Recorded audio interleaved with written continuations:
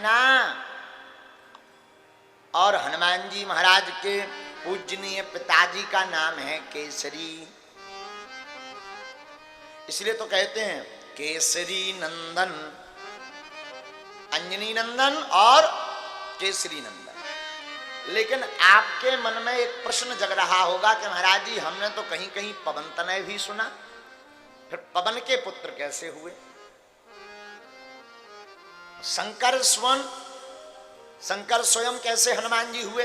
तो जरा ध्यान से आज की कथा सुनना, बड़ी महत्वपूर्ण है। हनुमत पुराण की कथा सुना रहे हैं हम। आहा, केसरी नाम के एक बानर थे, इन्होंने अंजना मैया के साथ पाणी ग्रहण संस्कार किया। बहुत से वर्ष बीत गए पर कोई संतति नहीं हुई। जब कोई संतति नहीं हुई अंजना मैया को, तो अंजना मैया बड़ी चिंता में पड़ गईं। खूब तपस्या करने लगी, साधुओं की सेवा करने लगी। उसी समय किसी कारणवश इनके भवन के बाहर से मतंग मुनि का निकलना हुआ। सोई अंजना मैया ने चरण पकड़ ले, बोले महाराज आपकी जय होवे। मतंग मुनि ने आशीर्वाद दिया, सौभाग्यवती भवा, पुत्रवती भवा। महाराज एक छोरा न है, एक भी लाला नहीं है, कैसे कृपा होएगी? हो। अंजना मैया ने मतंग मुनि को पूरा वर्णन बताया। महाराज मेरा विवाह केसरी नाम के वानर के साथ हुआ, वो मेरे स्वामी हैं, वो मेरे पति हैं, मैं बहुत प्रसन्न हूँ, बड़ी आनंदित हूँ उनके साथ, परंतु मेरे कोई संतति नहीं है, यही बड़ा दुख है हमारे अंदर। मतंग मुनि ने मां अंजना को आज्ञा दी कि अरे हे अंजना, आप जो है तुरंत तपस्या करना प्रारंभ करो। महाराज किसकी तपस्या करवें? अंजना तुम वायु देवता की तपस्या करना प्रारंभ करो। महाराज कहां पर करवें? एक काम करो, इस स्थान को त्याग करके अंजना देवी तुम जो है वृषभाचल नाम का एक पर्वत है, जिसका वर्तमान में नाम है वेंकटाचल, जहां पर वेंकटेश्वर स्वामी विराजमान। हाँ, ये दक्षिण में है। दक्षिण में वृषभाचल नाम का पर्वत है, जिसका नाम है वेंकटेश्वर। तुम वेंकटाचल जाकर के भगवान वेंकटेश्वर भगवान के यहाँ पर भुक्ति मुक्ति दायक उनके चरणों में प्रणाम करो, और उसी के कुछ दूर पर आकाश गंगा नाम का एक तीर्थ है, वहां जाकर स्नान करो। उस आकाश गंगा तीर्थ का जलपान करो, स्नान करो, और चिंता मत करो अंजना, वायु देवता प्रसन्न होंगे और पवन देवता की कृपा से तुम्हारे घर पर तेजवान, वीर्यवान, परम ब्रह्मचारी, यशवान, बलवान, अतुलनीय बल का धाम एक पुत्र प्रकट होएगा। मां अंजना मैया प्रसन्न हो गई।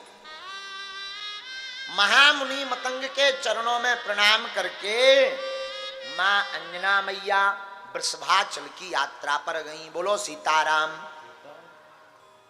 वहां पर उन्होंने आकाश गंगा नामक तीर्थ में स्नान किया। इसके बाद तट पर खड़े होकर तीर्थ की ओर मुख करके वायु देवता को प्रसन्न करने के लिए धैर्य पूर्वक तपस्या प्रारंभ की। भगवान की तपस्या करती रही अनवरत। तो भगवान सूर्य मेष राशि पर जब थे, चित्रा नामक नक्षत्र था, पूर्णमासी तिथि थी, इतनी कठोर तपस्या की कि वायु देवता से रहा नहीं गया, और तुष्ट वायु देवता प्रसन्न हो करके सामने खड़े हो गए, बोले वरदान मांगो। आहा, मां अंजना ने वरदान मांगा, हे वायु देवता, हमारे कोई संतति नहीं है, हम पर कृपा करो। वायु देवता ने कह दिया, जाओ तुम्हारे यहां पर एक जो है बलवान, तेजवान, वीर्यवान, बुद्धिवान एक बालक होएगा। आहा हा। अंजना मैया बड़ी प्रसन्न हुई। तो एक तो यह कारण है, एक तो यह कारण है हनुमान जी के अवतरण का। दूसरा कारण सुनिए, मां अंजना मैया वहां से प्रणाम करके अपने पति की तरफ आई, केसरी नाम के बानर के पास आई, श्री हनुमान जी के पूजनीय पिताजी के पास, और एक दिन आनंद के साथ खड़ी हुई थी। बहुत दिन बीत गए तो मन में बड़ा क्षोभ उत्पन्न हुआ कि हमारे कोई संतति क्यों नहीं हो रही। उसी समय रघुकुल शिरोमणि महाराज दशरथ पुत्र कामेष्ठी यज्ञ कर रहे थे। उस यज्ञ में अग्निदेव भगवान हाथ में पायस यानी खीर का प्रसाद लेकर के प्रकट भये। महाराज दशरथ ने उस खीर का आधा भाग किया, कौशल्या को दे दिया, आधे में से आधा भाग किया और एक भाग कैकेयी को दे दिया, और उसके बाद जो आधा शेष भाग बचा था उसके 2 भाग किए और कौशल्या और कैकेयी के हाथों से सुमित्रा के हाथ में रखवा दिया। कैकेयी जी कुछ विचार कर रही थी। उसी वक्त हनुमत पुराण में आया है एक चील वहां से निकला और उस चील ने कैकेयी जी के हाथ का वो पायस का जो पत्ते पर प्रसाद रखा हुआ था उसे अपनी चोंच में दबाकर उड़ाकर ले गया।